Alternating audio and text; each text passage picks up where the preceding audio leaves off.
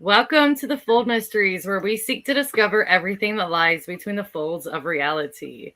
So, once again, we're joined by wonderful Mr. Elusive himself, Abe. So, thank you Hi, again. hello. Happy to be here again. Thank you for having me again.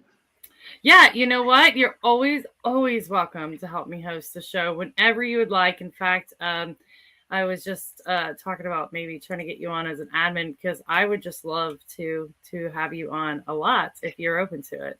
Wow, you just gave me goosebumps. I wish you could see the hair standing up all over my arms. I would absolutely be honored to be a regular feature, I guess you could say. Not even a feature, Yeah. LPO. I would be absolutely be honored to be a part of the Folds mystery as I don't know, as a regular, I guess. Yeah. I mean, yeah, the Folds Mystery would love to have you. I really enjoy having you on, and I enjoy what you add to the show. So I really appreciate it. Well, it's a privilege sitting next looking at you now, sitting next to you this close, right? And just that's what I On can't. the other side of me, You're and my rolling it out. Hi. What was I looking at? No. I don't know, somebody over there.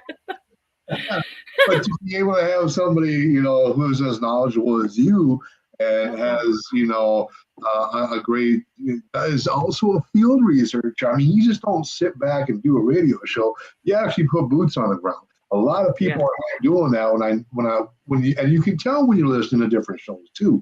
So that experience ain't there. And I think that's what a lot of shows are lacking nowadays. Hmm. So a lot of in the woods experience, boots on the ground kind of research and time where you can have that subject to talk about as well.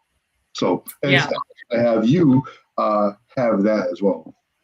Yes. Thank you so much. I appreciate that. That really means a lot. So You're thank very you. welcome. Absolutely.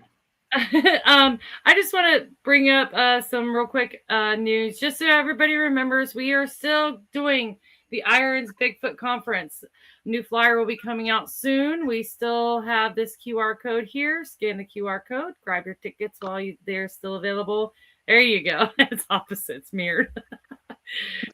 So, Yes. Oh, I love it. Vanna White's.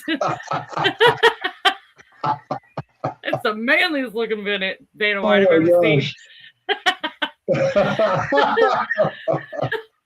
I But know. yes, we're still seeking vendors. We still have tickets available, so grab your tickets, grab your vendor place while you still can. So I'm going to leave that up if anybody wants to scan that with their phone.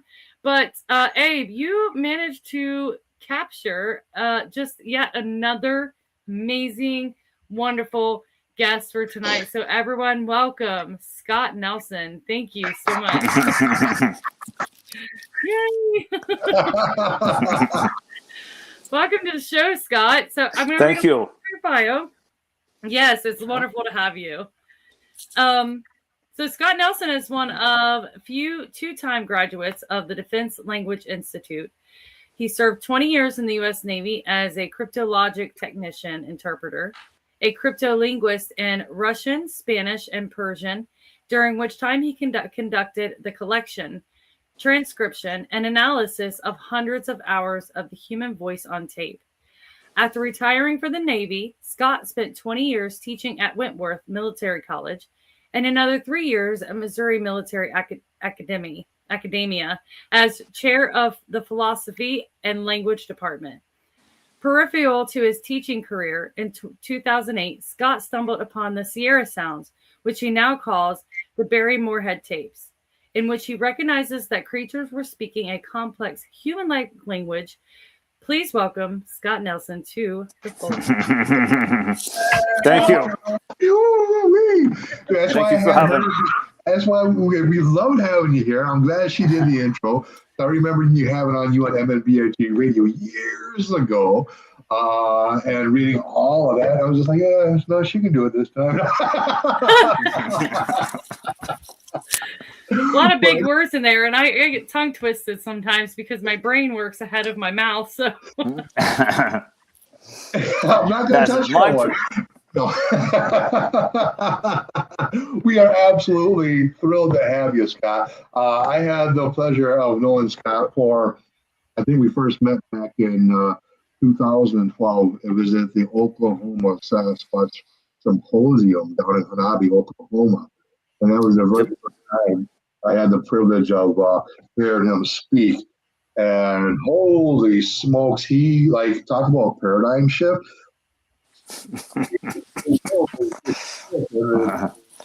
Down on everything that he was touching on.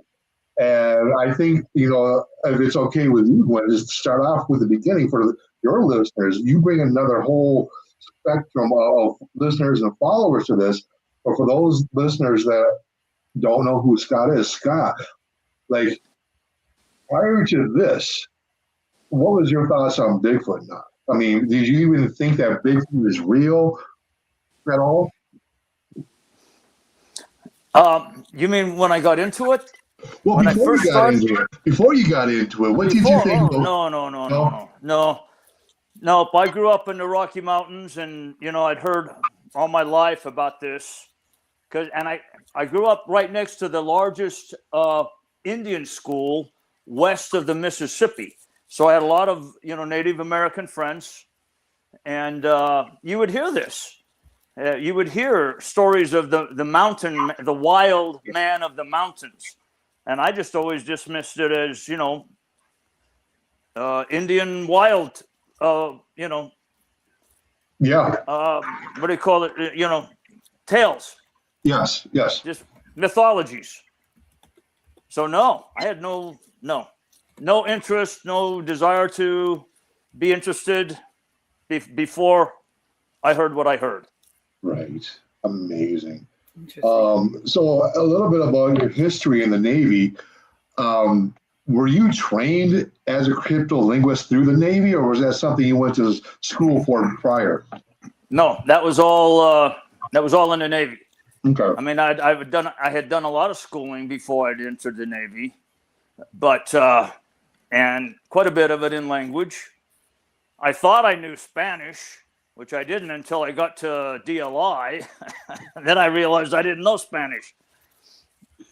So no, everything that I would apply to this study, I learned in the Navy, and more so than just the schooling that I went to is the experience of being out there and actually doing the job, sitting the cans and collecting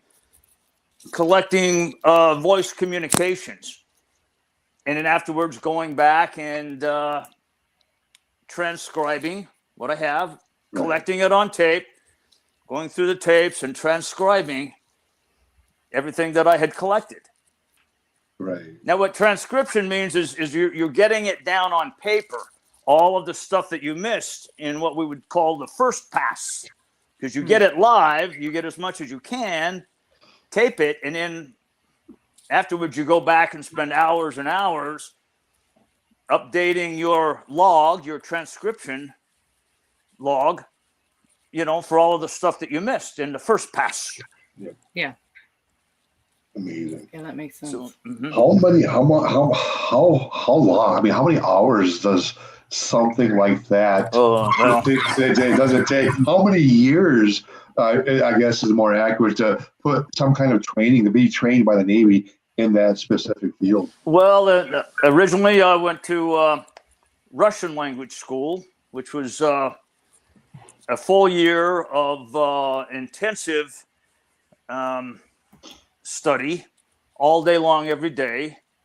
They call it saturation learning, right? We were completely saturated in class for 6 to 7 hours a day, and then we were supposed to go back for labs about 2 or 3 hours a night. Oh my gosh! And sit in the labs and practice. Wow! So that was for a full year, and then I went to 6 months of the military language and military technology, where you learn to collect and to transcribe and to search. Huh. Wow. So, sorry, go ahead. I was just going to ask you. So you were an interpreter, a crypto linguist for Russian, Spanish, and Persian. So are you fluent in those languages then? I'm fluent in Spanish. Okay. Because Spanish, and the nature of language is if you don't keep it up, if you don't practice it every single day, Abe would know this. If you don't practice it every single day, then you lose it. Yeah. You lose it. You can lose it very quickly. So I would say I'm conversational. Yeah. In Russian and Farsi, which is Persian, but I'm fluent in Spanish because I'm able to hit. I just went to the Mexican restaurant today, and and ordered and I talked to the waitresses and owner and everything, and speaking. I actually do it for the purpose of practicing. Right. Yeah, of course. Yeah, I can speak for that because I took French in high school. I took 2 years of it, and I didn't do too bad. I mean, I passed the classes, but then now the only thing I can tell you I know is "je." That is it out of everything I learned. So I agree. You got to practice it or you lose it. It's like any muscle. Yeah, absolutely. So what did you order? No, I haven't eaten all day. Let's get down to the important part in here. I don't want to tell you, Abe, that here in Missouri it's Taco Thursday. Oh my gosh! Wow. I know you like the Taco Tuesdays up there in the wild north. Yeah, here in Missouri, it's tacos every day. So, oh my gosh, I'm moving. No, but actually today I had fajitas. Oh, okay. Comes out on the sizzling hot skillet. Yum. Okay. Excellent. So Scott, you stumbled across the Sierra Sounds. How did you come across it? Like, were you just doing some research or? No, it was quite by accident. I had my young son, who was 12 years old at the time, and since I taught at a military college, it was one of those Monday holidays where the civilian kids they don't have school, but because I'm at a military college, we have class every day. Yeah, because it's a residential school. Mm-hmm. So I had a practice of taking my kids with me on those Monday holidays, and we were sitting in there on one of my breaks in class, and he says, "Dad," and this new thing had just come out called Google, and I was just new at it, and my son said, "Dad," he says, "Can you help me with one of my school projects? I have." I said, "Well, what is it?" He says, I've got to write a paper on the subject of my choosing. I said, "Great, that's awesome. I can definitely help you with that. What do you want to write it on?" He says, "Well, either Loch Ness Monster, UFOs, or Bigfoot." I said, "Awesome. Okay, which one?" He says, "Bigfoot." I said, "Let's Google it."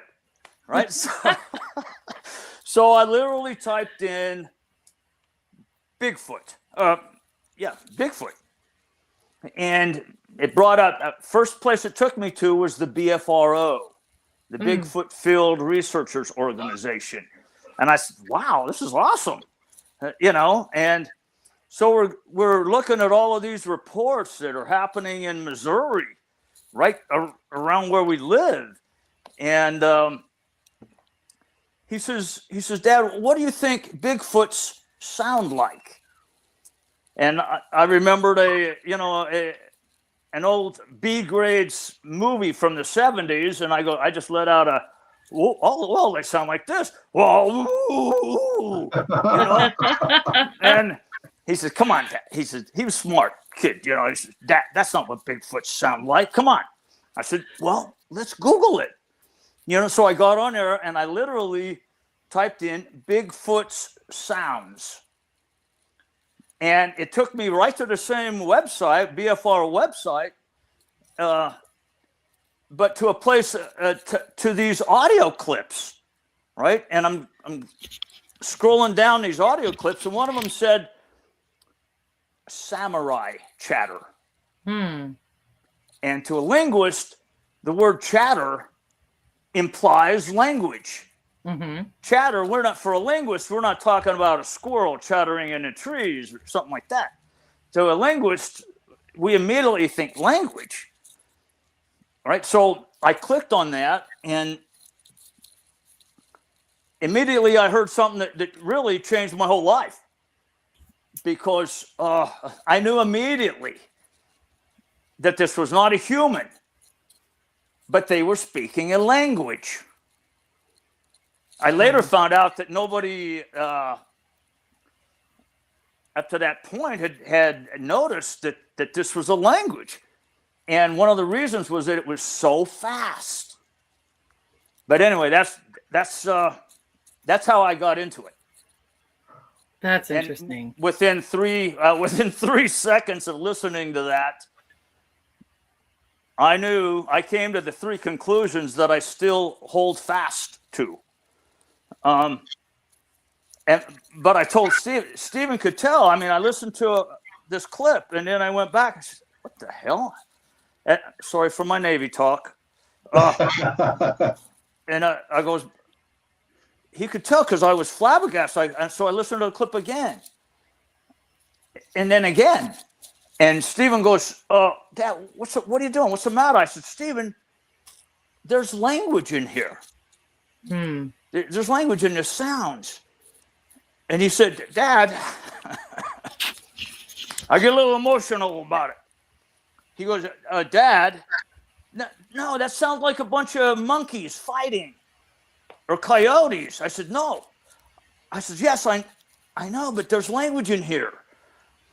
I said, he says, how do you know? I said, Stephen, we have to get a hold of these tapes and slow them down like Dad used to do in the Navy. And that's what started it all. I had I called the BFRO. They didn't want to help me out. They were deep in the concept of trying to prove the existence of Bigfoot. Here I am coming up with this crazy idea that these mythical creatures actually have a language. So they didn't want to help me. But luckily, one person from the BFRO called me back and told me, hey, this is the person you need to get a hold of. And he's a businessman. He owns a hotel and a restaurant in Mariposa, California. His name is Ron Moorhead. So I spent a few days of detective work trying to find Ron Moorhead. Finally, I called him, called his office, talked to his secretary, and he never called me back. So I called him, a couple times, and his secretary would brush me off a couple of times, say, Mr. Moorhead is in, but he's busy. In other words, I could tell he just thought, it's another Bigfoot kook, that wants to talk about. But I finally got him on the phone, and after about 35, 40 minutes, I convinced him that I was not crazy. And within 2 days, I had 2 of the computer discs, CDs, with all of the sounds on there. Over 90 minutes. Wow. 90 minutes of language articulation. Thank you for saying that. Sid, thank you for your service. Thank you. Yes, thank you. 20 years, a long time. Well, yeah. So anyway, that's what really changed everything for me. Wow. You just dove straight in. Like, you saw it, you recognized it for what it was, and you just dove straight in, and you went right for people who could help you in putting that information out there to the community. And I think that's admirable, to want to be able to study it further, to want to be able to add your intelligence to the field of Bigfoot research. So I'm really glad that you took those leaps and you did that. because I mean, your work is just awesome, and I think you have added a lot of quality information to a lot of people who have captured some very interesting sounds. I hope so. I hope so. Yeah, it took me 4.5 months to transcribe all of the sounds, and that seems like a long time, but the nature of voice transcription is that you put the headphones on, and you might listen to a little section of audio that might be 10 or 15 seconds long. And you have to go over it and over it and over it, back and forth, back and forth. And then you isolate a little piece of it. And then you slow it down or you speed it up until you can actually begin to, capture the actual sounds and get it down on paper. So that might take 15 seconds of tape, might take me 20 minutes, a half an hour until I get it right. And then to move on to and then you have to take the headphones off because your head is filled with sound. You have to take your headphones off and rest in order to go back and properly attempt to capture the sounds again. Mm-hmm. So that's why it took so long. Yeah, because after a while, it probably all starts to sound like noise until you take a break and you go back in there with a fresh set of ears. Yep. Well, after 4 months, I drove out and met with Ron Moorhead and Al Berry, who were the two people that actually made the tapes, captured the tapes. And after that long drive, first thing, Ron hands me a beer, which I needed at that time. After that, driving up into those mountains to Mariposa, and I'm sitting there with Ron and Al, and I says, something I don't understand is this was 35 years ago, Ron. How is it that nobody else noticed this? How is it that nobody else knew that they were speaking a language? And Ron and Al looked at each other, and then Ron turned back to me and said, "We always knew." Wow. And he said, "We've been looking for a guy like you for 35 years that would be, that would have the qualification to actually, define why they were speaking a language." Wow. So that was a shocker to me. Yeah, I bet it's almost like the Lord works in mysterious ways. You didn't pick Bigfoot. Bigfoot picked you. Yeah. Think about it. If you sat down with that subject, there'd be a whole other walk of life right before you. You'd have a whole other path before you. We would have never met a lot of these amazing people in this field and community. You would have never met. But you're so right. It was just like here, and this is like on your plate, and now you got to deal with it. So that's really, really cool. Wow. And the team work to put it all together. Holy smokes. Wow. And that's when great. Oh, go ahead.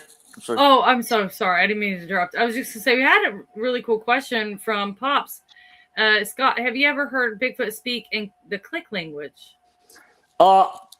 They use clicks, but it's not, quote, a click language. It's not, I think the person asked the question is talking about some of the African language where they click, they use tongue clicks, sometimes teeth clicks, lip, things like that are actually what we call a phoneme or a single sound. We would call a letter, right? In their language, a click language. Yes, they do use, and that's that's in the transcriptions, you know, as phonemes, but it's not what you would call a click language, because they don't use it all the time. Right. Right. 'Cause Whereas it kind of goes back and click forth. languages, that's a good question, by the way. Click languages are the clicks and the teeth clicks, stuff like that, are used very often. They're in their click language. So Yeah. That was a good question. Yeah, I like how you described. I never thought about that because I always wondered, like, how does that work? Those clicking, those sounds that they make, and the way you said it, it's like letters. That makes so much sense to me now. It's Right. like it finally clicked, you know? Like, Yep. makes Love sense. it. So maybe I should go over what my initial conclusions were, and then as we go along, we can talk about how I knew that this is what it was. Yeah, let's do that, and then whenever you want, we can break in and play any audio that you think you might help, because we have some audio tonight as well for you. Okay. Well, sitting there with Stevie in my classroom, immediately I knew three things. This is a language, without a doubt. I have never had a doubt of that. Number two, this is not a human. As we understand humans, this is not a human being. I had listened to thousands of hours of the human voice on tape, and I knew this was not a human. And the third thing I knew immediately is that it was not fake. Now, nowadays, you know, I get questions all the time. Well, how do you know? God, there's AI out there now, and AI. It's funny to me to think that in 1972 and 74 that someone came up with an ability to fake this stuff. Yep. So to touch on how I know these things, I usually start with how I know it's not fake. Okay, first off, it's my professional experience with, you know, hearing the human voice on tape for so many hundreds of hours. Also, I had been trained as a Russian interceptor. Okay, and at the time, we were trained in all of the deceptive practices of that the Russians use, and they were the best. Probably still are the best at deceiving people with what they, you know, with what they're trying to communicate. Okay, I was trained in all of that, but even the Russians could not have done this. Immediately, I knew, no, even the Russians couldn't fake this. Certainly not in 1972 and 4, right? So, and something that has happened that has corroborated for me this conclusion over the years is the people that have tried to hoax me. And you cannot. They've tried to hoax me with AI. They've tried to hoax me with some guy using the old, it's Hammer and Time face mask for the Hulk movies or whatever, that modulates the voice for kids. They've tried to hoax me with that. They've tried to, I mean, for me, they're just obvious fakes. So that I use that in some of my presentations to show people the comparison. This is not at all what the Barry Moorhead tapes are. Okay. Another thing that cannot be faked, even today, I don't think, maybe AI could fake it in some way, but I would always be able to tell. Now, what I've just caused is a lot of people more trying to send me stuff that have been faked by AI, right? Just to try to you painted a target on your back. To try to trip me up. But one of the big things is, all 90 minutes of these tapes, you have the humans speaking to each other, speaking out, yelling out at the creatures, and the creatures speaking to each other all at the same time. Yep. In other words, when the creatures are speaking to each other, they're actually stepping on each other on the tape, right? Or what we might call finishing each other's sentences before the other person is finished speaking. Mm-hmm. And at the same time, you have the what I call the cowboys or the hunters up there stepping on the creatures and then stepping on each other. This would, in those days, would be impossible to fake. And I came to all these conclusions before Ron told me that they had already had the tapes analyzed by a sound specialist, not a linguist, but a sound specialist. They wanted to see if they possibly could have been faked, because Al Berry, he was always a little skeptical.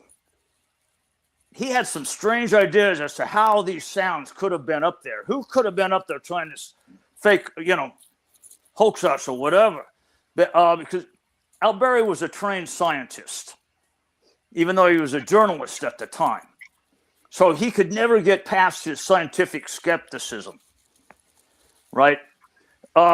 So they called in a Dr. Curlin, yep. PhD in sound. And he wrote an academic paper back in 1978.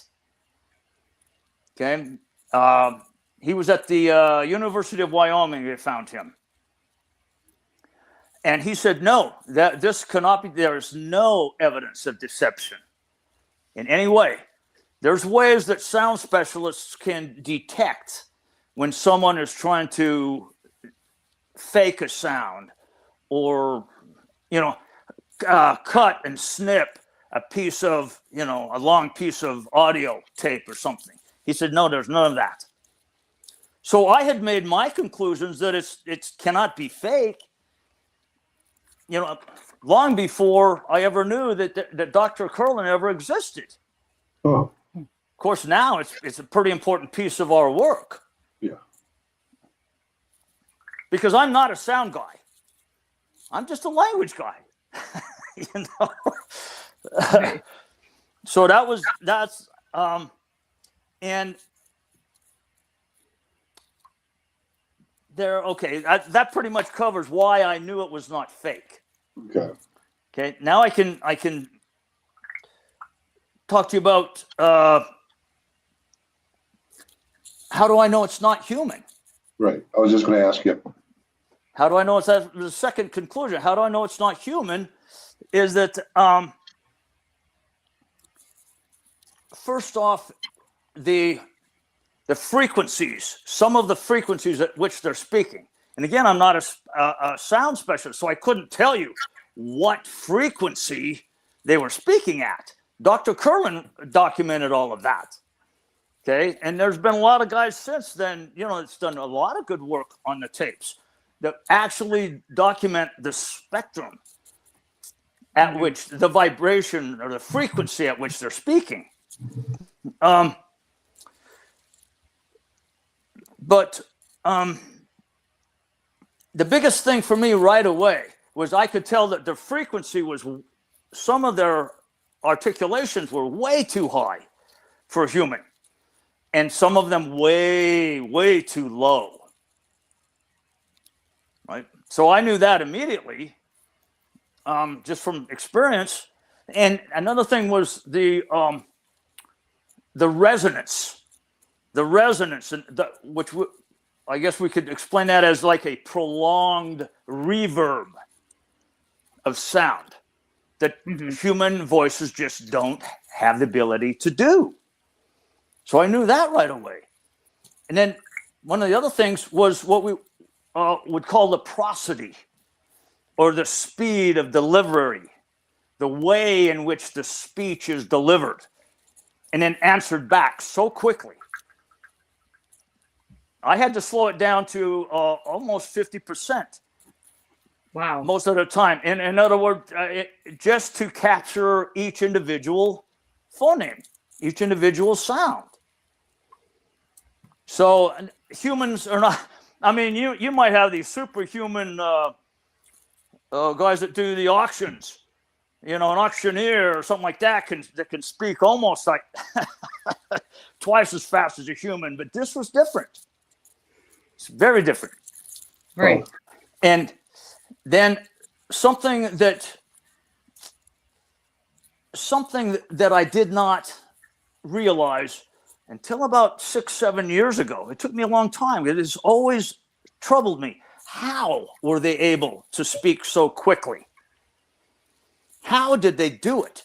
And after listening to the tapes, probably several hundred times, I finally realized how they were able to do it. You know, first off, for all these years that I've been presenting this study at conferences and stuff, I always get the question. So what you're saying is that if they can speak twice as fast as a human being, then you must be saying that they're twice as intelligent as human beings. And I'd be like, no, I'm not qualified to make that judgment at all. You know, Right. but it always troubled me. And then I caught one little exchange between the two of them. And they were speaking so fast and it's going for such a long articulation or vocalization that I couldn't believe that they did not have to stop and take a breath. And then I realized that they were what I have to call, they were articulating on the pant. Now, what that means is human beings, we articulate on the exhale. We take a big, deep breath, and then we can talk. Abe can talk a lot longer than I can, but You should see my ex. but what these creatures are doing. Now, I'm not saying humans can't articulate on the pant. We can do it, but it is extremely difficult and unintelligible. In other words, I can say, Sasquatch can articulate on the pant. Oh, wow. Yeah. We can do it, but it's impossible to communicate in that way for human beings. But these creatures do it with ease. Wow. So it took me 10 years to finally realize that. So now other ape species, they articulate, but they don't articulate in the way that humans do. Apes are, they can make a lot of sounds, vowel sound, whatever, right? But apes do not have the vocal apparatus to articulate consonants the same way we do. But these creatures must have the same apparatus that we do. And we're talking about the tracheal tree, the lungs, the teeth, the lips, the vocal cavity, the voice box. It has to be almost exactly the same as humans. In order to make these same sounds that we humans do. Oh. And add a couple dozen more. Wow. So that's why I know that just these creatures are not human in the same way that we are. Not Homo sapien. They could Not be Homo sapien. Right. They could be along the Homo genus, but we just don't know. Right. Okay. Oh, absolutely. And in Right. fact, language is the thing that makes that distinction Yes. between us and the lower apes. We are Yeah. apes. We can't claim that we are not also apes. That's true. But we're not lower apes. No, not at all. And it's funny because when you were demonstrating the sounds that chimps can make, I mean, sometimes I'll go out in the woods and I'll do that myself just to see what happens. Oh, and you know what? I hear people doing that. When I go out on expedition, I hear people doing that, and I think, can you imagine what the Sasquatch is thinking of you right now, and Right. how what an insult. What an insult! I'm just What gonna an shrug insult!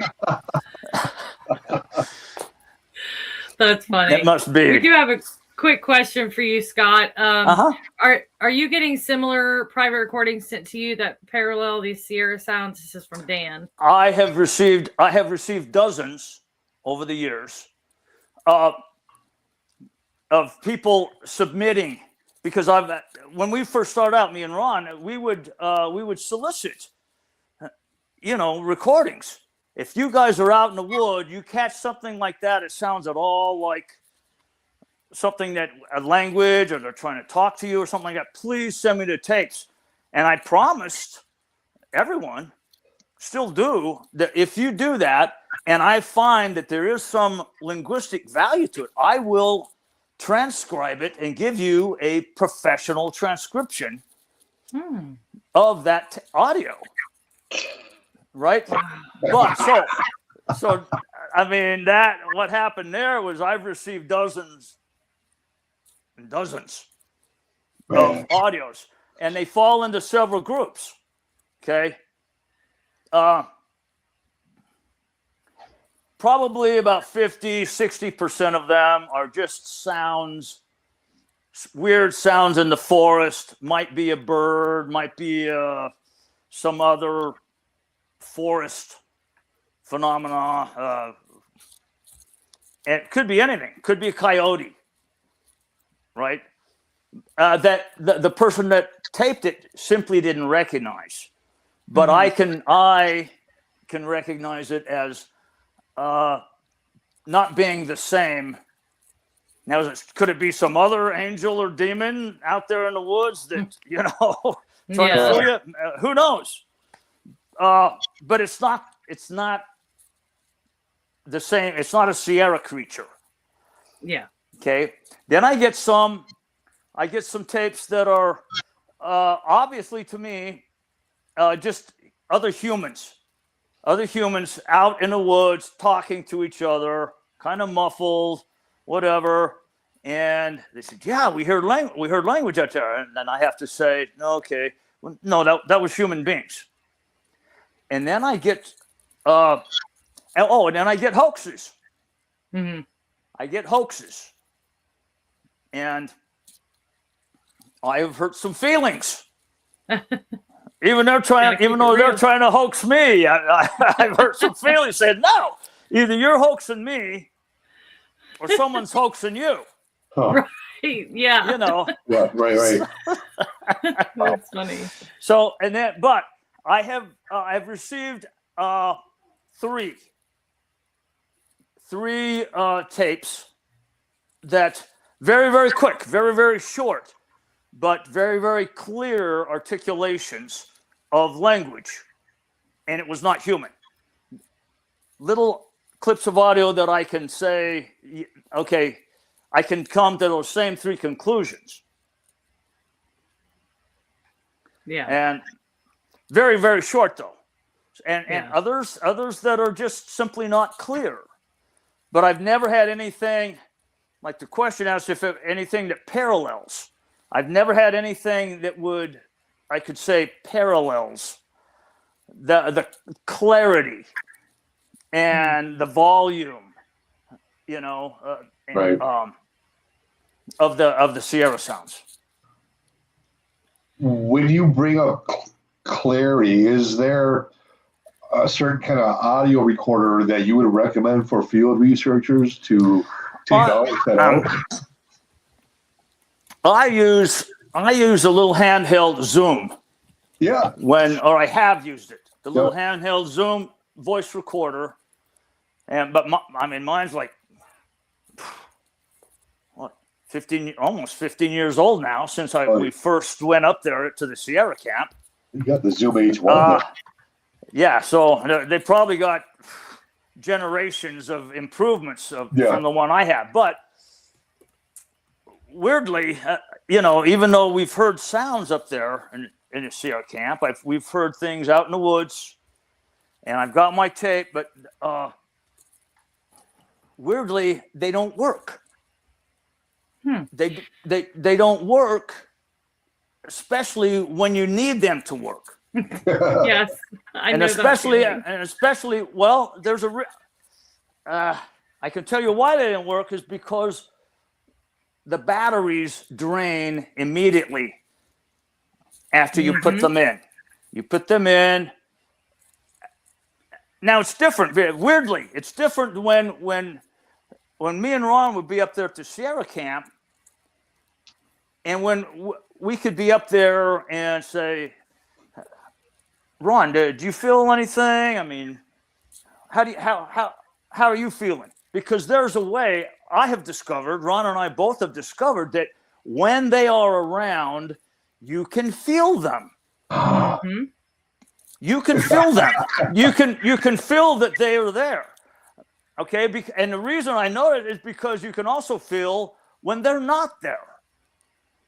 We've done 10 expeditions to the Sierra camp over the years, not counting the one we did with Dave Paulides when he made his movie. And we could be up there, and some of the times we just get up there, man, I'm not feeling anything. Are you? No, I'm not feeling a thing. And the batteries in our equipment would last for days and days. Yep. And so we got to see when we first started expeditions up there, Ron would take his big, not big, little video camera, because he just wanted to catch one on tape or speaking to us. Ron, that's kind of going to be unlikely to happen in the first place. But we would get up there and we would feel, oh my God, yeah, this is weird and scary right now. They're here. And there's no way I can scientifically prove that. It's a feeling that some researchers, including Abe, I'm sure, that's been out there, and many other of my friends, and you, me, Gwendolyn, and that you would know that you can feel them. And 100%. When they were there, when we could feel them, and they were there, Ron would load his camera up with batteries,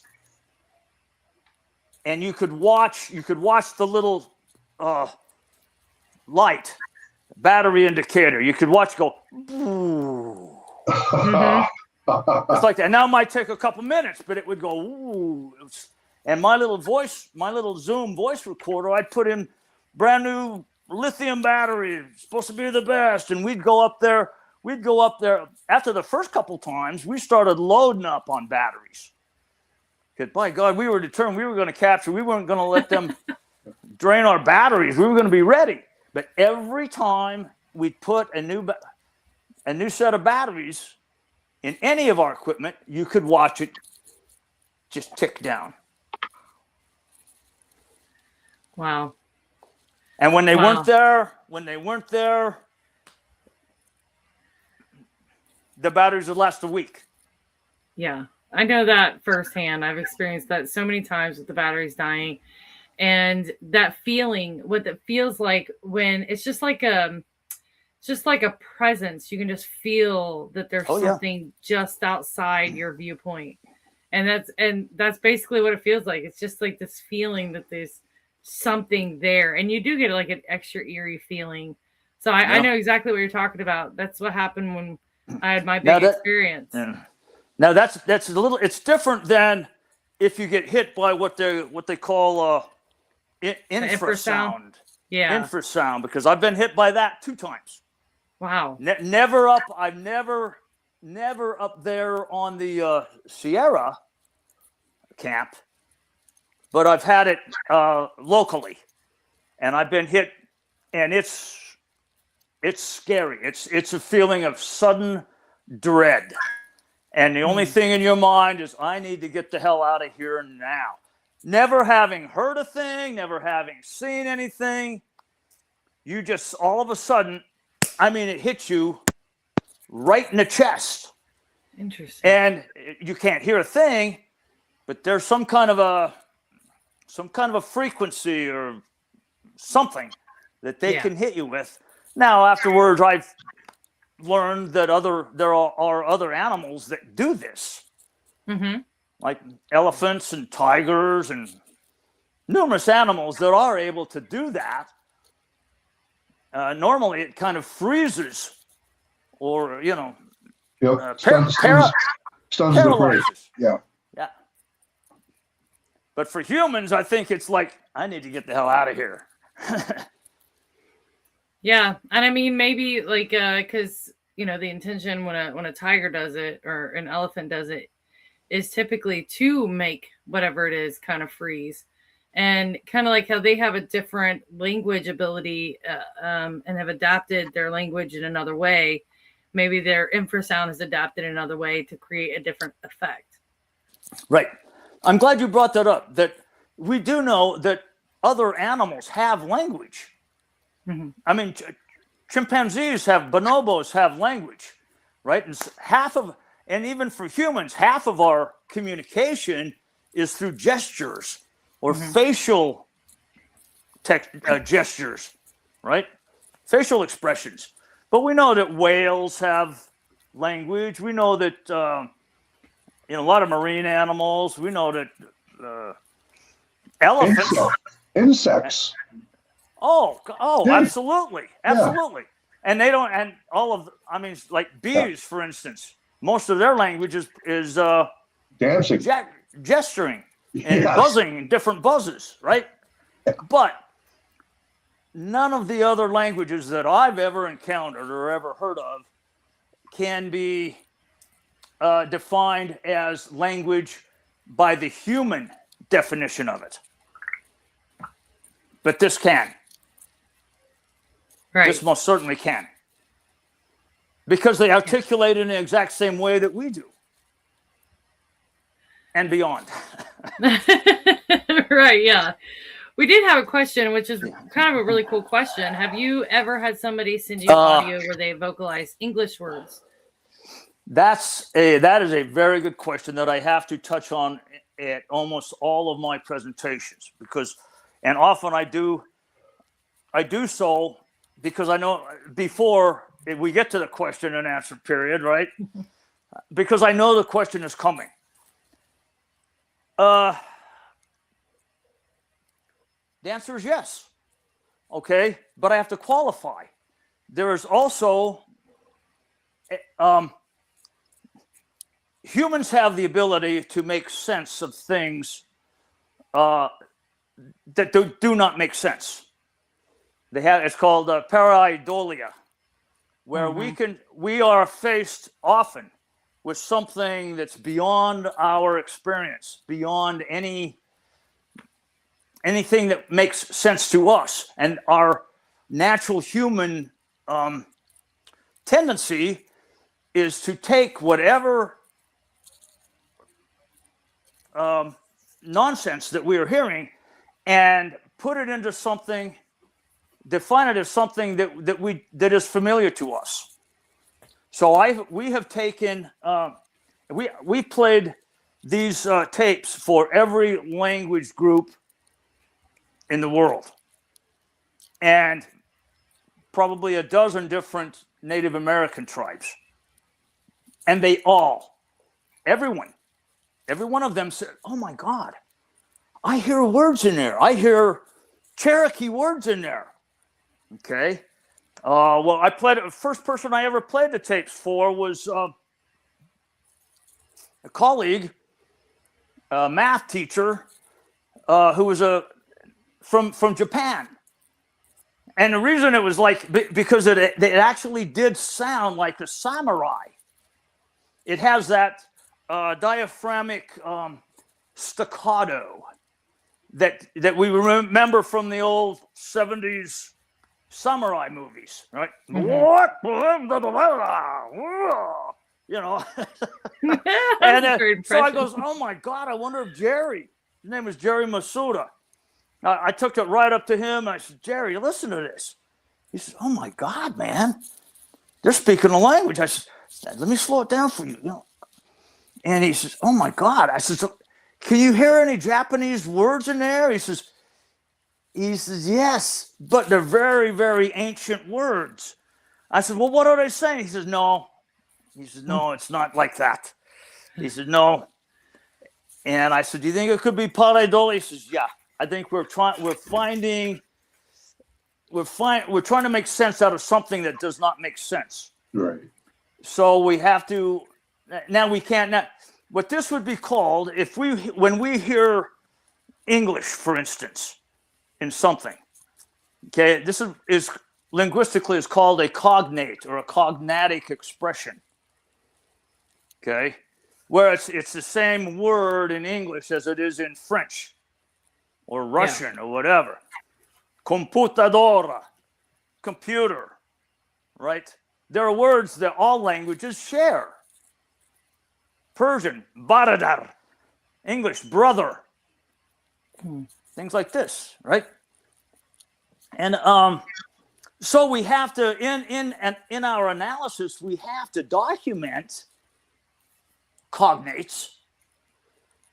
You know, a little transcriber note. This actually does sound like a Persian word for blank, right? But we cannot draw any conclusions from them. The only way to really, it sounds funny, but I had to tell Ron this from the beginning. Ron's big thing is, Scott, why can't you tell me what they're saying? I said, Ron, the only way to verify the only way to verify the meaning of a completely unknown language is to sit down, have a cup of tea with that creature, and verify what did they mean by this sound. Did you mean tree, or did you mean woman, or food, or what? Yep. That's the only way that you're ever going to get essentially a quote translation. Yeah. Now, except for AI. Right. It reminds me of, we had a really awesome guest on last week, Doug Hychek, and he had captured this really great audio, and it does sound like human words in it. It sounds like it says, I talk with you. But he knew that couldn't be it. He just thought I think I've heard that. Mm-hmm. Yeah. Go ahead. He just thought that it sounded like that because that's what we were trying to hear. We were trying to hear human language from it. Doug's heard me talk about that before. Yeah. Several times. It's great audio. I don't know if you had a chance to listen to it, but it sounds familiar, but I think that particular one. See, there's another category of tapes that I get, and that is where there is some kind of language being communicated back and forth, right? But it falls within human parameters. Therefore, I cannot come out and say, oh my God, yeah, that's the same creature as the Sierra sounds. I can say, and I often do, that's very interesting. Yeah. I would like to keep that audio included in our, my collection for further study. But as of right now, I cannot conclude that is not a human being, because everything that was in that particular communication was all within human parameters. Gotcha. Yeah. So you're talking about parameters and within human range. What kind of tools or instrument do you utilize to see that? For those who, I personally, I have a good idea what you do use besides your ears, but to see something on screen, language and the acronyms and the cognates on screen, there's nothing I can look at on screen that would tell me that. Okay. I don't, because I mean, I get sent all these videos of spectrograms and all of this Right. stuff, Yep. you know. But no, my tool is right here. That's the only Gotcha. tool I got, Yeah. and that's the only tool that any real cryptolinguist would have to use. Okay. Gotcha. Sorry to say. So you slow down these Because this is- vocalizations up here. Well, a lot of people a lot of people want many people want scientific proof that they're speaking a language. Oh yeah. However, and many people believe that why can't you get scientific proof that this is a language? Is because science cannot be applied to language. Language is not a science. It's an art. Yes. It falls. That's why it falls at universities all over the world. It's not in the science. Language is not in the science department. Now, linguistics can be a part of a science department, but not language. Interesting.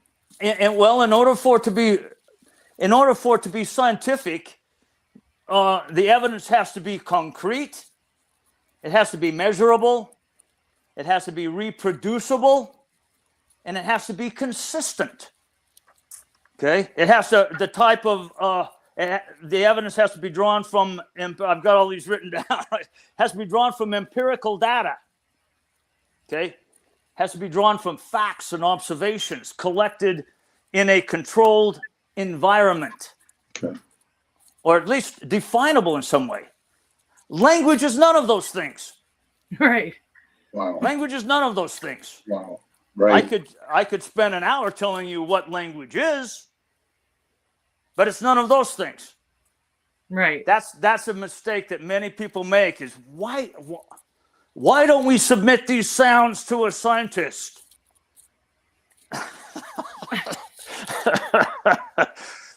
Because, if he comes up with anything, it will be all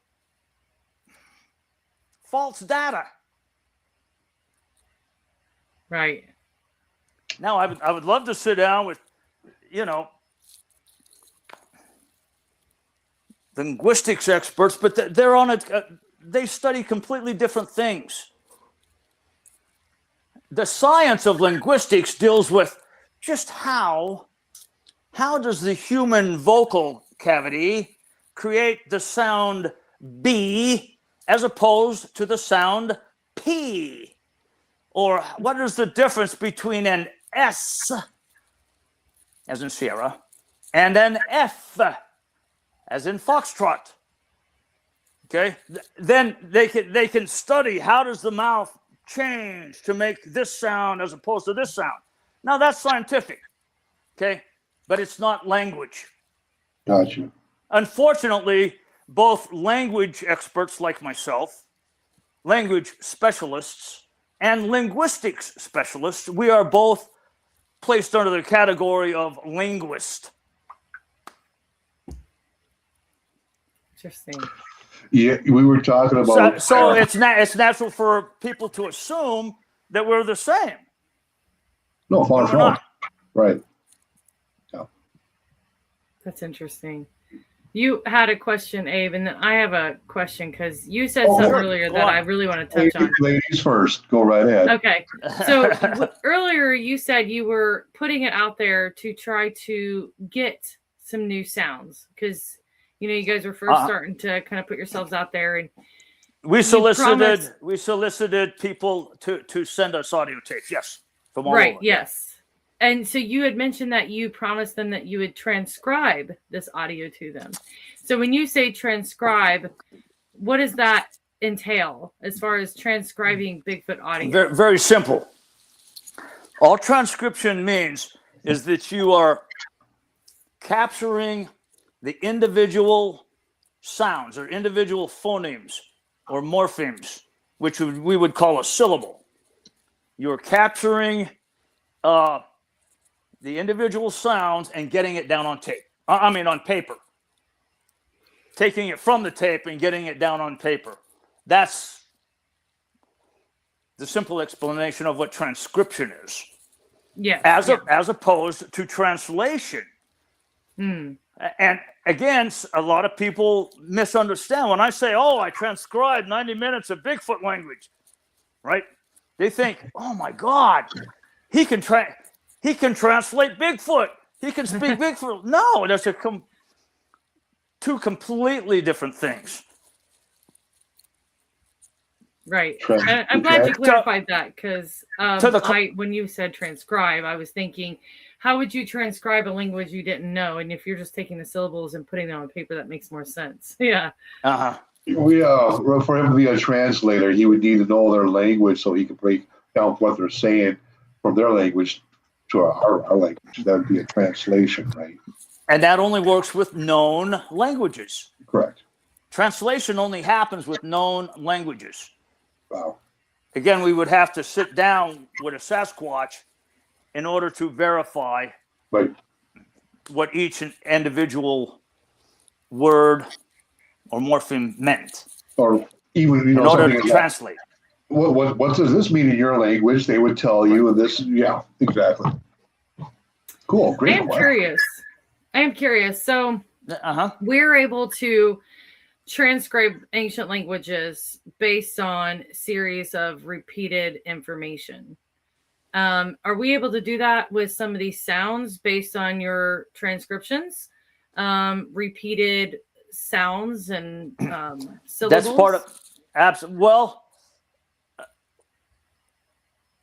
there are a lot of that's one of the definitions of a language that I came to the conclusion that we're actually talking about a language here is we have morphemes that are repeated numerous times, sometime within the same sentence, and repeated in a query and then in response. Right? So, I mean, Befawadi, Befalulu. Yeah. So you get it from one creature saying one thing, and then the other creature in response repeats the same morpheme. Now that's odd that I can even say that. How can you tell that they're asking a question, which is what we would call a query, and then a response? Well, the inflection is so human. Wow. In other words, just like humans, we have a certain inflection in almost all languages, right? That when we're asking a question, it kind of trails up at the end, the very end, right? That's like how it's delivered. Yes. Yeah, the inflection means the sound of what you're saying. Like, in other words, did you buy me a coffee? No, I did not buy you a coffee. Wow. Right? Yeah. In response, I thought you, and then there's command. I thought you were going to buy the coffee today. You know, so there's all of this in the tapes. Wow. The use of aggression, command form, aggression, all of that. Wow. So if somebody was able to kind of sit down and study those sounds and try to, with quality, real audio, and possibly even with what you have with the Sierra sounds, there might be a possibility that we can try to determine a little bit of what they're saying. It's hard when you only have pieces, though. I know you can't. I guess you'd never be able to translate a language like that. You can make assumptions. Mm-hmm. Which I do all the time with these because of the manner in which they're speaking to each other. In other words, on this in share sounds on Al's tape, right away, the big male. Now I can tell that there's a male because he's twice as big as the female that's also speaking to him and yelling back at him. And then you got a little guy that's squeaking like my granddaughter, who's just learning to talk. So yes, sounds like a typical American family. Yeah, you absolutely can make assumptions as to what the meanings are, which I probably do too much, right? But you cannot translate it. Interesting. Yeah.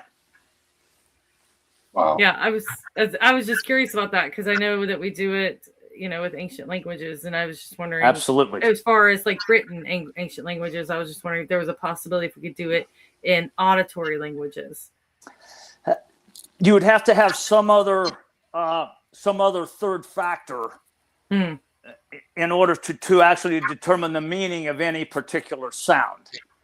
Yeah. In other words, I would sense. have to at least see a Sasquatch, and he pounding the table and going, "Food higher wire, food higher wire," and then he grabs the food and runs off with it.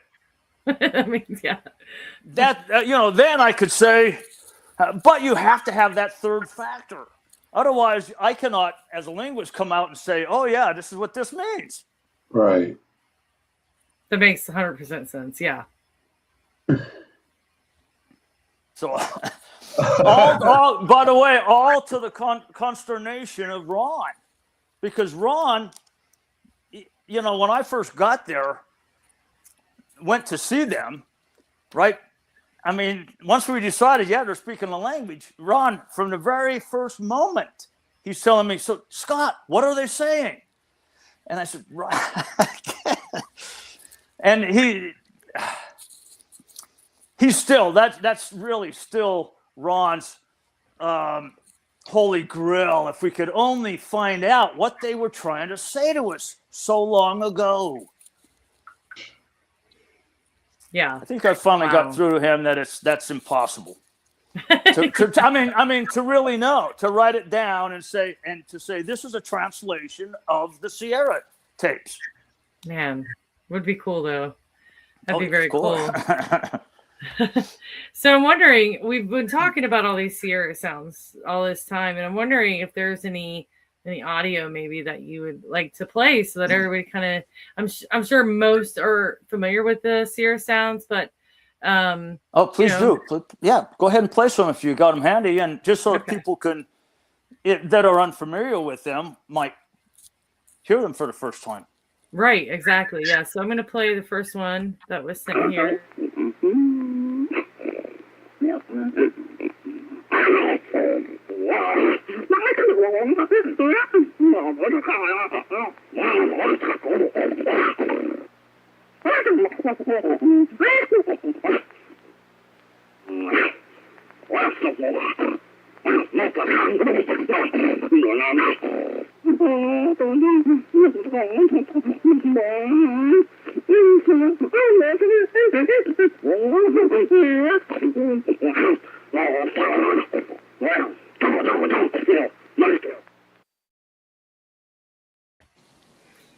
Yeah, you can definitely hear that now that you've mentioned it, that articulation on that pant. Oh yeah, you can hear it a little bit there. Yep. Yeah. That's a male. I'm quite certain speaking to a female. You can tell. Even lay people can tell that. Hey, you got to. It's the nature of species. Is they're females are not usually as big. They don't have as big a lung capacity. Therefore, their voice is a little bit higher than a big male that's got gigantic lungs, and they're like, plus, males always want to sound macho, probably even Sasquatch. Right. So, yeah, we'll play another one here because these are just amazing.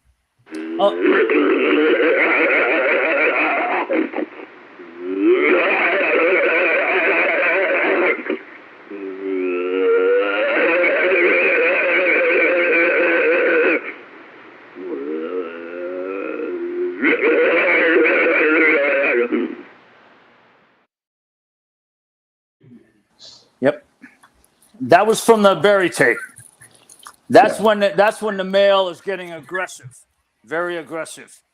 And if you hear that, with a full volume, that it's scary as hell, because he's not articulating language so much there, as he's just so mad. And, I've seen humans be this mad where he's just going,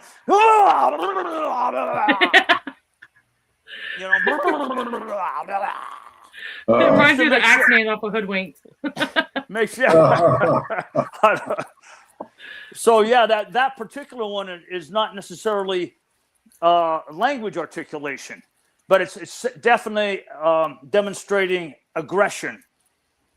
So there's a purpose in what he's doing. Right. Was now, that Al? Abe. I just I got Al and Ron on my mind because I probably said this to Al so many times. But Abe, where did you get that first tape? The very first one she played. The very first one she played is from the Sierra Sounds. From where? Where did you get it? You got it off of where? The CD. Huh? The CD. What CD? Oh, the CD. Yep. Ron's CD Ron's came with his CD. book. No, not Voices in the Wilderness, but from the Sierra Sound, the Bigfoot Sound CD. That came separate. Yes. That you can get separately from that. Okay. Yes. Yep. All right. That makes sense. Yep. Yeah, setting his woman straight. That was that first audio. Actually, that's funny because some of the stuff actually sounds, especially on the Barry tape. No, God damn it! Hold on, dang! I thought I had that muted. That's my son, Steven. Oh, well, hold on. Maybe he wants to say something. Hello. Hello? Hey, I'm on that podcast. What are you doing? Oh, I'm on the podcast talking about you. Yeah. Oh shit! Sorry, I forgot. But... That's all right. I'll call you later. Love you, man. Bye. That's awesome.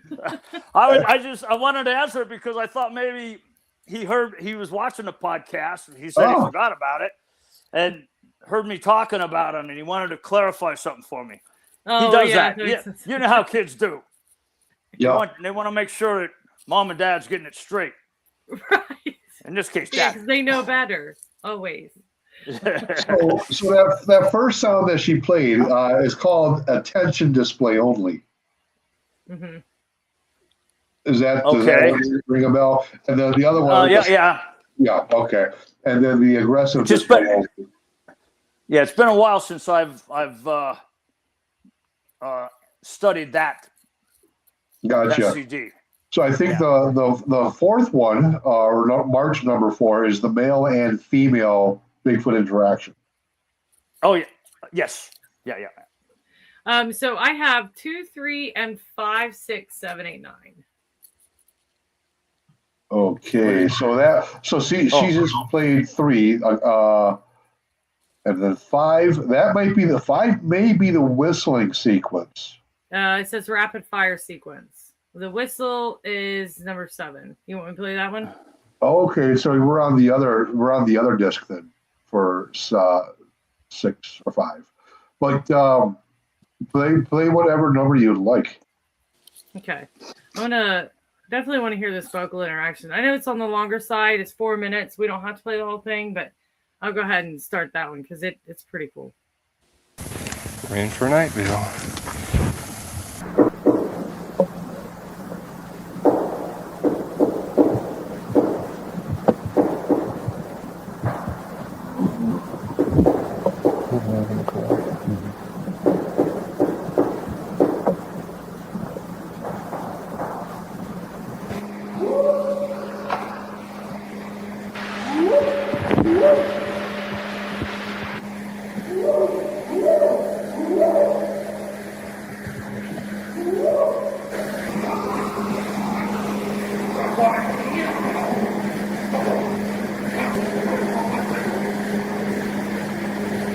You turn it off this.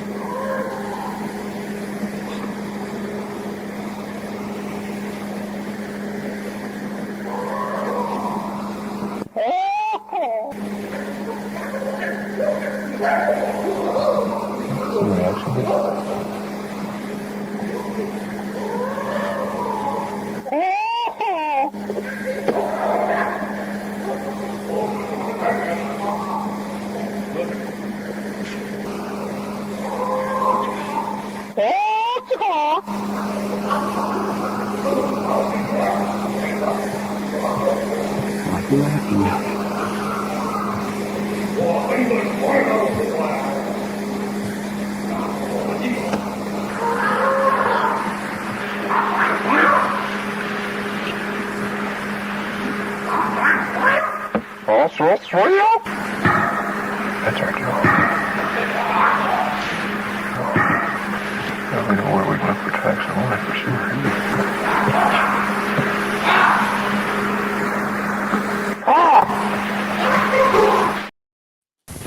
We're in for a night, Bill. Sorry. Shoot, what am I? Oh, that's okay. Yeah, I felt like I had to comment on that because that's from Ron's tape, and it's from right when they first begin to have an interaction. Now, the reason I wanted to comment on that because a lot of those a lot of those vocalizations was Ron trying to mimic what the creatures were saying. Okay, the female's going wacko, wacko, and then the big male will go wacko, wacko, and then you'll hear Ron go wacko, wacko, right? Yeah. And they did. I can't remember the transcription of it, but he goes, the creature is, and you hear Ron go, shwaya. Yeah. So not all of those vocalizations were the creatures. A Right. lot of that was Ron trying to mimic the creatures. Which Yeah. I get that question almost all the time too. Is how do you know it's not just mimicry?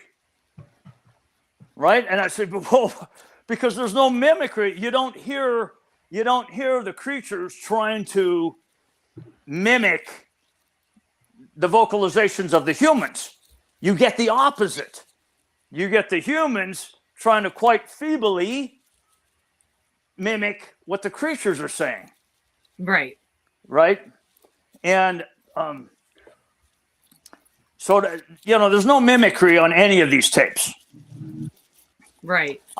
And by the way, I also get the question a lot that I always have to touch on is, how do you know it's not gibberish? I would love to claim that it's gibberish because gibberish implies language. In other words, you have to have a speaker of any speaker, anything that's capable of creating these vocalizations must first know that an utterance has a specific semantic meaning before he can create utterance that has no meaning. Right. Exactly. So you say, okay, well, that's just gibberish. Okay, you are you're telling me that I'm right in my assessment that it's language, because gibberish implies language. Right. Exactly. Monkey. And you can hear when he starts mimicking them, like you say, when Ron starts mimicking them, the responses the tone goes up, it gets faster in parts. It's like they're almost sounds irritated, like, hey, or excited. Now we can assume what's going on there, where the female is trying to communicate in some way, and the male again might be trying to shut her down. Mm-hmm. She's saying wacko, wacko, and Ron's going, oh, wacko, and the big one's going wacko. So Ron, the big one, we can assume that the big one's saying, "Hey, stop saying that. Stop talking to these tiny little hairless apes." In a moment with that interaction, and it seemed like when Ron repeated what they were saying, it almost seemed like giggling or laughter. Going, so, Yeah. There is one. Yes. yeah, There's one that I'm quite sure that he's laughing. yeah. He's laughing, and I think he tells a joke about these little powerless monkeys, us humans, right? Yeah. I think he tells a joke about us and then laughs at his own joke. I swear to God. It's Sounds like that's me. as far as I can. Yeah. I mean, it's something that every human male in the world does. I think probably more so than females. Laugh at her own jokes. Females look at us and go, "Oh my God, you're being so stupid right now." You know? I think I can go for Bigfoot and humans. Yeah. Oh my gosh. We do have some short. And I do when I do presentations. I actually isolate that part and let people listen to it. And I let them listen to it at full speed, and then I slow it down for them. And it's hard not to, because it's not a guffaw type of a laugh. It's more of a like he tells a joke and then aren't I funny? You know. So that's so cool. Abe's heard that several times, I'm sure. Oh my gosh, that's I'd love awesome. to listen to one of your presentations. That would be amazing. Well, you're welcome up. Tell me about this thing as well. Where is Irons, Michigan? My son-in-law, whose birthday it is today, is from Michigan. Oh, cool. So Irons is just kind of a little town. It's not up towards the UP. It's only about. Go ahead. Oh, I can't do the hand. I'm not from Michigan. I don't know. Michigan. Oh, you're not. Oh, you're not from. Oh, I thought you. No. I assumed you were from Michigan because you. Okay, never mind. No, I'm not from Michigan. I could just go. I don't know. Somewhere maybe. If you're from Michigan, Abe, this is what they do. Oh, yeah. Oh, it's right here. Right. Or Yeah. it might be. No, it's up here. You know. That's UP. Yeah. Yeah, upper or lower. Yeah. Right. But yeah. If you're asking where anything in Michigan is, you have to use it's gesture. Yep. Yeah, exactly. My friend will do it. He's from Michigan. He'll do that to me. I'm like, I don't know where that is. I have no idea. But yeah, it's a cute little town. There's not much there. So we're actually doing it to try to bring some attention to the town. And we're hoping to make it a very family-friendly event. It's the whole goal is to make it something that's fun to bring the kids to. So they wouldn't invite me. They wouldn't invite me up there with my Navy talk. 100% we would. 100% because you have already shown during the show that you have every ability to try to temper that. So much Navy.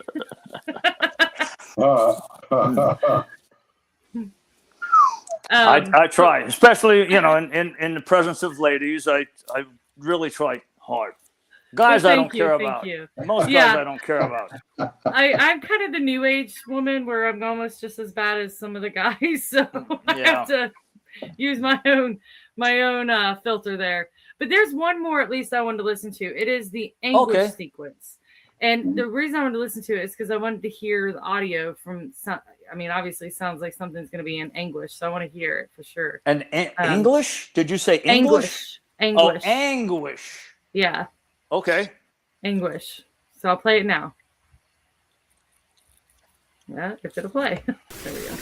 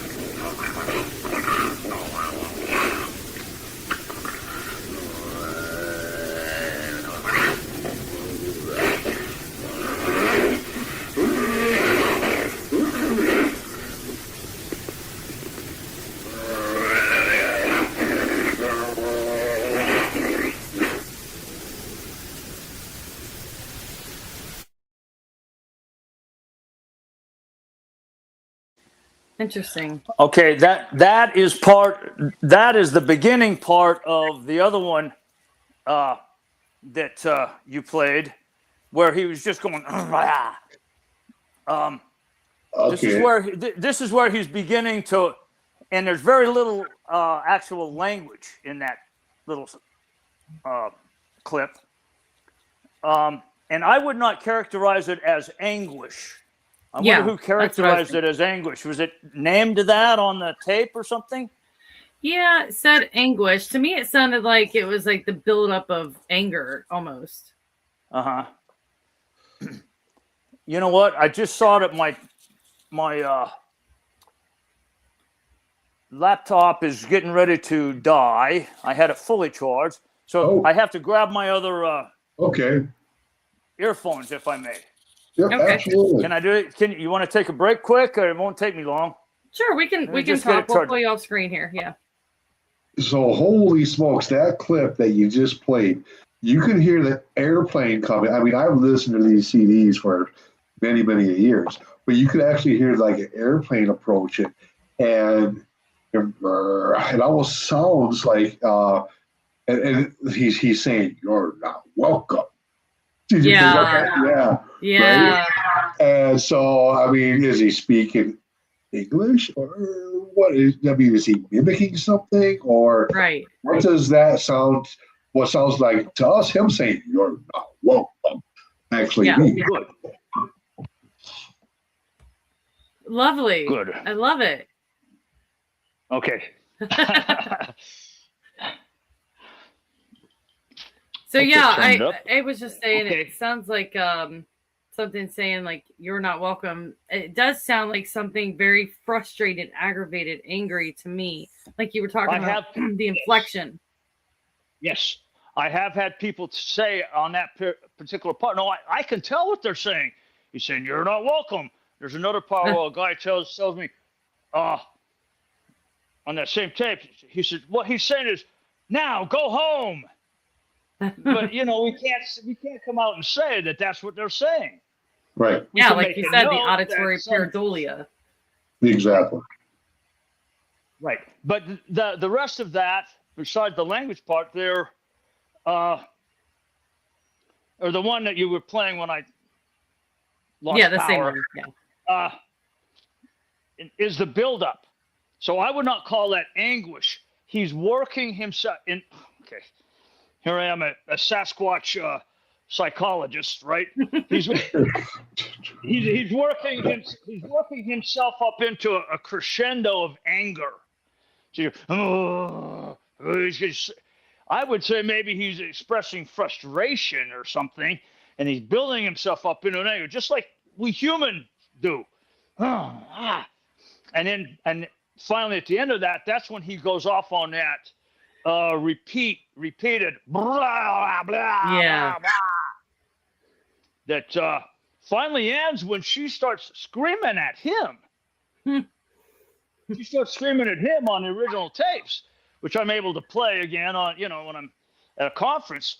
You can hear it. She starts screaming at him, and it calms him down. He's like, oh, it's like and then he slowly, it's the same as he slowly built himself up into that crescendo of anger. After she screams at him, and she really screams at him, you can really tell. Yeah. She just goes, and then he just finally, but it takes him a second, to calm down, and finally he does. Yeah, that's all part of the same. That's all on the Barry tape.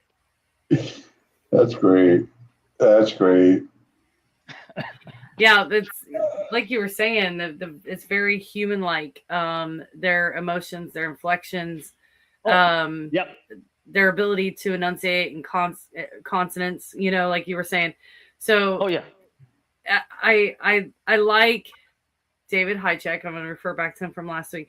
His theory of them being humans that are hairy, like a different version of humans, almost.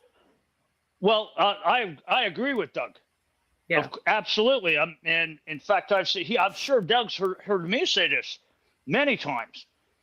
is that just in the Americas alone, there are 600, and well, just in North America, there are 611 Native American languages, all different. 611, right? And in every single one of those languages, some of them dead, right? There is a word for Sasquatch. And invariably, in that native tongue, translated over it, the word for Sasquatch means man of the mountain, or wild man of the mountain, or simply wild man. And every single one of them, in every language, whether we're talking about forest man, mountain man, wild, whatever, they all have the operative word man in those native languages. So we know what the native people always thought about about these creatures. They always saw them as the mountain, and most of them had prohibition. No, you don't go up to the wild man's area. That's their territory, right? Yeah. Oh, that's quite true. This last question here, that's true. When they're young, apparently, I've learned their footprints are, when they're very little, their footprints really look like a human juvenile footprints. They're really a lot more slender, and they really do look like a kid. A kid is walking with footprints, and then as they grow older, of course, even humans, our feet get, flatter. You're gonna show us your foot? Swollen up. And, if you're walking around on rocks and trees all day, of course they're gonna change. Gosh. They're gonna morph. That was a good observation. Yep. Yeah, I just heard a bang. Sound like somebody banging on something. Didn't come from my end. It's gonna be I think it was Abe's stomach growling. Oh yeah. That could have been it. I'll take it. You did say you haven't had dinner. I haven't eaten yet all day. Listen, Scott, I mean, honestly, I have so many questions and so many things to ask and say, and you've just been amazing. I could keep you on here for hours if I could, but I know everybody's got their own lives to get back to, and it's been an hour and 40 minutes already. Okay. Yeah. But tell us where people can find you. Tell us, I mean, are you coming up to any conferences anytime soon? Do you have a Facebook or a website? I've been booked for a conference starting the day after my birthday down in, I haven't, finalized it yet, but the guy just called me day before yesterday, and down in Florida I'll be speaking in Florida for the first time in Ocala. Jay Sheely. Yeah, that's in the it's on June 12th. June 12th and 13th, that weekend. Down there, that's in June. I've committed to an expedition close up here to northern Missouri, southern Iowa. So I'll be going on that expedition, which I do sometimes. Yeah. And they'll ask me to play some sounds and describe what I'm hearing. But I'm a big camper, and yeah. So you love the wilderness already. Big camper and hiker, and I love to be out in the woods. And like we say, I mean, squatching. There's never a bad day in squatching. Oh. No, there's never a bad day, because even if there's no activity, Right. and it's just silent. Me and Ron have spent hundreds of dollars to get up to that camp and spend a week up there with absolutely nothing happening, except me and Ron philosophizing about life, and enjoying enjoying that out there. Yeah, it's still a good time. It's still a good time. I see a question here. Yes, I have been to Arla's place. It's been a long time. is that Oklahoma? I'm trying to think. I think it I is. can't remember, but yes, I have been there, and I know Arla pretty well. Those are the first year among the flat. Yep. Oh, absolutely, you're right about that. Yes. Yeah, just being out in the woods, all of us know it's healing. Absolutely, you're right. It's grounding, it's healing. It's always a good time, especially when you're spending it with good people. So Absolutely. Yep, and we need that. I need it more than I get it. We need that disconnection from what we would call the real world. Mm-hmm. We're getting back to what we would call the real world. Right? Yep. The technology and damn, just even the sound of the cars going by. And, yes. Whatever. That's amazing. It's just, the real world that we're so used to is as useless as a chocolate teapot. Oh, that's so funny. But, I agree. You have to use that, brother. That's funny. So we'll throw one more question here, and then we'll get ready to jump off here. Did Scott see the Sasquatch at Arliss? No, I didn't. No, we didn't. We walked out. We didn't get to go out very far. We didn't hear any articulation. We heard some movement, as I recall. We heard some movement and some small vocalizations, but nothing linguistically viable for me. Right. So I believe there's Bigfoots out there on Arliss Place, from everything I've heard. Awesome. Oh, well, I got to throw this question in because this is my daughter, so I have to throw this in there. So this is, what is your favorite adventure? Just off topic. Bigfoot related? That's what she means, Bigfoot related. Because there's other things I can't talk about, but let's do Bigfoot related then. I'd be incriminating myself. But what? Bigfoot related? Yeah. It have to be the every single time I've been up to the Sierra camp. Every single time is something, even if nothing happens, something happens. And it doesn't have to be Bigfoot related, because it's a long trip up there and it's a long trip down. And in between, me and Ron gets to philosophize with each other. Yeah. And what's interesting about Ron and I, and we didn't discover this till we were on that mountain philosophizing. I find out he is born 2 days after I am. Oh. And several years. I know. I'm born on the 11th. I'm born on the 11th of June. Ron's birthday is the 13th of June. Uh-huh. Oh, wow. About 10 years difference, I think. Oh, interesting. And weirdly, we had another guy. I can't remember. I wish I could recall his name right off. We both, and talking about synchronicity, Abe, we got asked, it's been probably 6-8 months. We got asked to do a podcast. And me and Ron, and all three of us are on, me, Ron, and the guy. And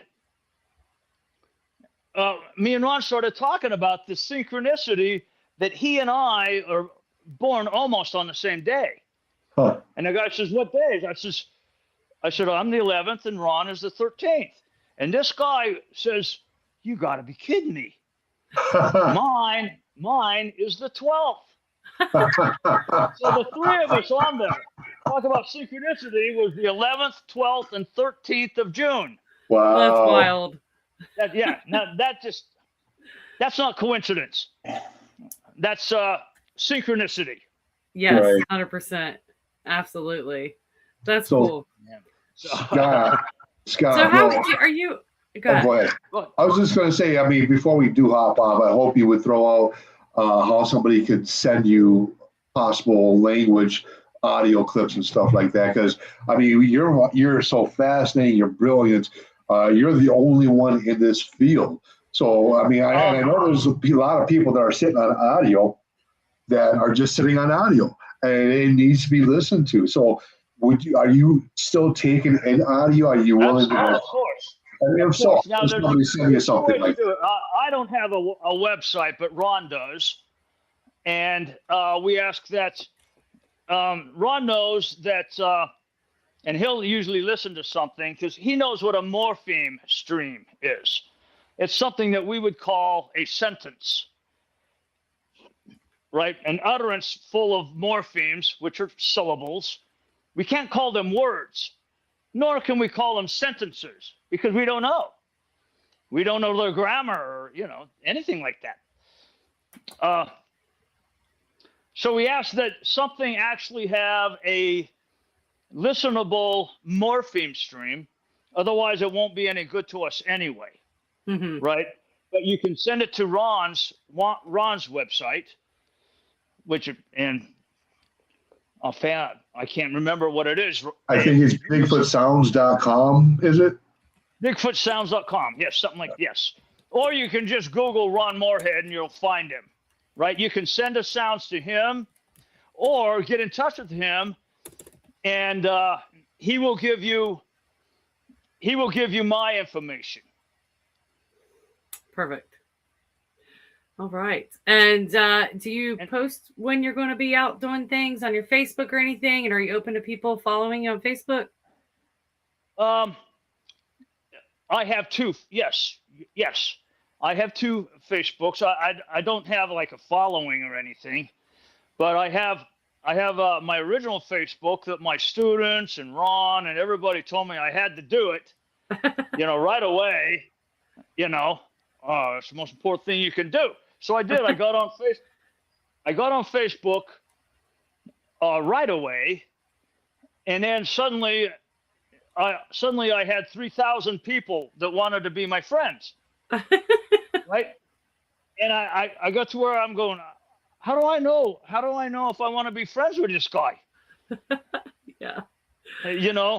So, and plus I couldn't keep up with it anyway. Yeah.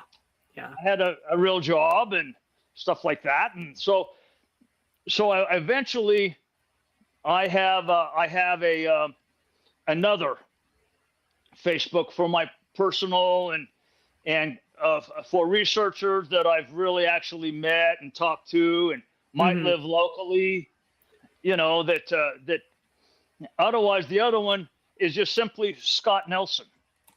Okay. So yeah, if you want to get on Scott Nelson, ask me to be a friend, right? Then I accept most of them if you have enough other researchers that are your friends, right? And I don't just accept every single one of them because you get a lot of well, frankly, you get a lot of women that wants to be your friend, and I don't think they're I don't think they're real. Right, that's true. I don't friend them. Right. But if you want to, and if you ask to be my friend, and if I see that you might be really interested in Bigfoot and research stuff like that, then yes, I'll be a friend there, and then you can, what do I call it, DM me. You can DM me. Direct message. That sounds too much like damn you. No. You can DM me. Yeah. And we'll have a conversation, and if it looks like we can work together or something like that, I'll give you my personal. There you go. Yeah, and for those that's just looking to kind of see where you're at, I'm sure they could probably just follow rather than friend. And then that way they kind of get, updates on when you post stuff if you have anything that you post there. Okay. Yeah. But yeah. Perfect. Scott, you have been such a wonderful delight to have on the show, and you are a wealth of knowledge, and I appreciate your work in the Bigfoot field. And I hope to get to see you at a conference soon, or we'll message on Facebook. I'd love to pick your brain more if you're open. Let me ask, if you're not in Michigan, where are you? So, where are you? I'm in Ohio. Ohio. Yeah. Oh, there's a lot of conferences Yeah. in Ohio. Yeah. How close are you to Columbus? I'm about an hour away from all the big cities, like quite literally. Uh-huh. Oh. Okay. Yeah. So, but yeah, we'll keep in touch, and you've been a pleasure, and I'd love to have you back on the show someday. Anytime. Thank you. Thank you, guys. I enjoyed it. Thanks, Thank brother. you so much. Love you, All man. right, we'll Have see a you good soon, night. man. Yep, later. Cheers. Squatch on. All right. So this is it. Bye, everyone.